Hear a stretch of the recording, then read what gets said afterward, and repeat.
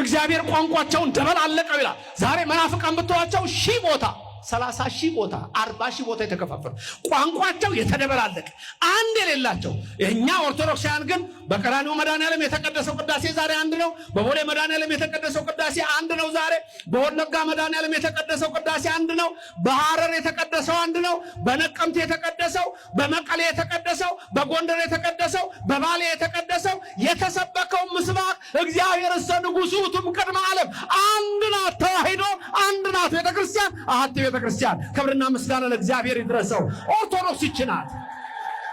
እነሱ ግን 40,000 ቦታ ናቸው። ቋንቋቸው ተደበላልቋል። የእግዚአብሔርን ዓይን ነክተዋል። ቅዱሳንን ነቅፈዋል። 1517 በጀርመኒ 1517 ለኢሮፓያን አቆጣጠር 1570 የቅዱሳን ስም በጸሎት እንዳይነሳ ጀርመን ላይ በውሳኔ ተላለፈ።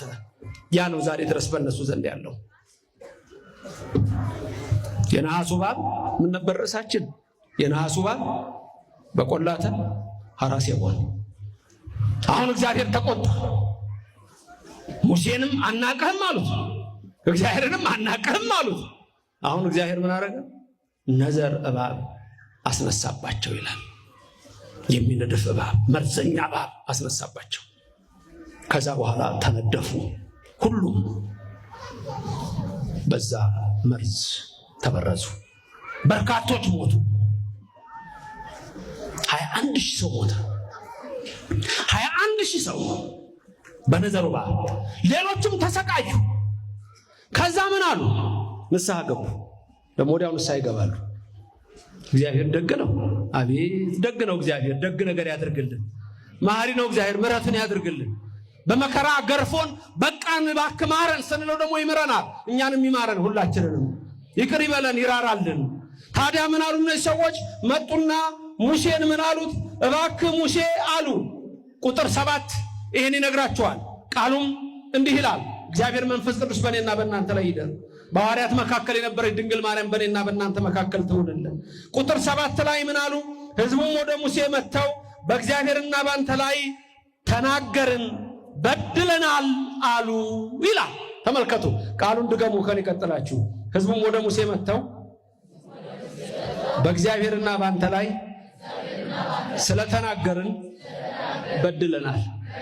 ምን አድርገናል? በማና በማ ላይ ስለተናገርን? በእግዚአብሔርና በሙሴ ላይ። ቅዱሳንን የሚነቅፍ ሰው ፍጻሜው የታወቀ ነው፣ ሲኦል ነው። በንስሐ ካልተመለሰ በስተቀር የሚሞተዋል። እንደ 21,000 ሰው በምድረ በዳ እየሞተ ያለቃል።